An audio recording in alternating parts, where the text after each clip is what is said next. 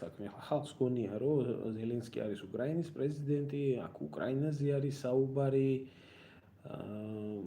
და მოკლედ მთელი ამბები რა, რომ აი უკრაინა, სისულელია ყველაფერი, იდიოტიზმია.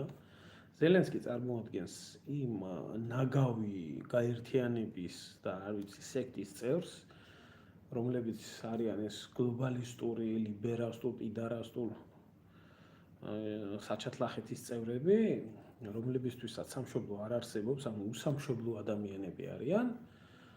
აი საკოვი მაგალითად საქართველოში იქნება ზელენსკი, უკრაინაში იქნება, მაკრონი საფრანგეთში იქნება, ექსტარმერი სადღაც ამას მნიშვნელობა არ აქვს. ეს ქვეყნები არიან ჩვეულებრივი შეპესეები და ამ შეპესეებს ყავს ერთი მმართველი კორპორაცია, რომელიც ბაზირებს ბელგიაში და იქიდან ხდება ეს ყველაფერი. არ არსებობს ამ ხალხს სამშობლო არ გააჩნია მათ.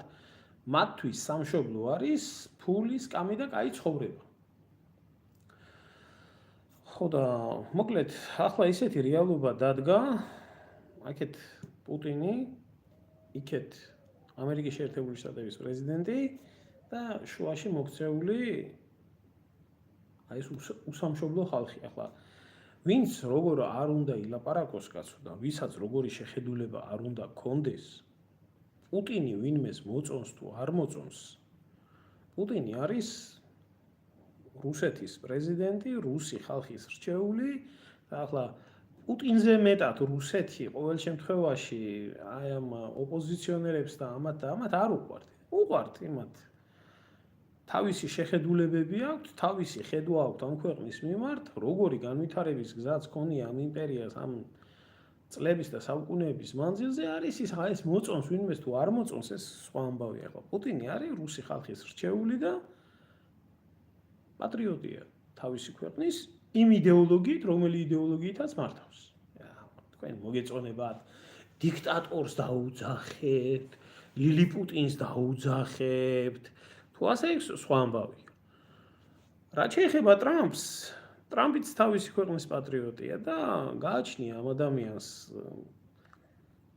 სანამ პრეზიდენტი გახდებოდა, მანამდეც ჰქონდა ესეთი პატრიოტული გამოხტომები, მაგალითად ფლორიდაში თავის რანჩოზე უზარმაზარი ესეთი ძელი დაარჭო, რომელზეც ამერიკის დროშა დაკიდა, რომელიც კანონებს არ ღვევდა, რომელთაც დააჯარიმეს, ადგა მერე ეს ჯარიმა მივიდა მოელაპარაკა და გაჭირვებულებს გადაუგზავნა და დემონტაჟის მაგივრად მიწაყრილები გააკეთა დიდი, რომ კანონი არ დაერღვია და ამერიკის დროშა მაინც მაღლაკიდებოდა. აქვს ამ ადამიანს თავისი სიყვარული და თავისი შეხედულება თავისი ქვეყნის მიმართ და თავისი ერის მიმართ, არ ვიცი, ერი არ ეწოდება ამერიკული საზოგადოების მიმართ აქვს.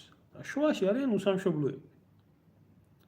შუაში არიან ფუჩუები, კუტუები, პიდარასტები, ესენი, რომელთათვისაც არც უკრაინა, არც საფრანგეთი, არც გერმანია, არც ინგლისია, ეს ეთნოსახელმწიფოები მათთვის არ არსებობენ. არსებობს რაღაც დიდი გაერთიანება, რომელ დიდ გაერთიანებაში არიან შეთხრილები და აქვთ ეს დიდი კორპორაცია ევროკავშირის სახით გაკეთებული და ეთნოსახელმწიფოების ინტერესი არის მეორე ხარისხოვანი და თავარი არის ბრიუსელს რა გაუხარდება და ამათ რა გაუხარდება და ამ კორპორაციაში უნდათ რომ შეთხარონ საქართველოს. ამ ჩვენში უკნიდან განათლებულ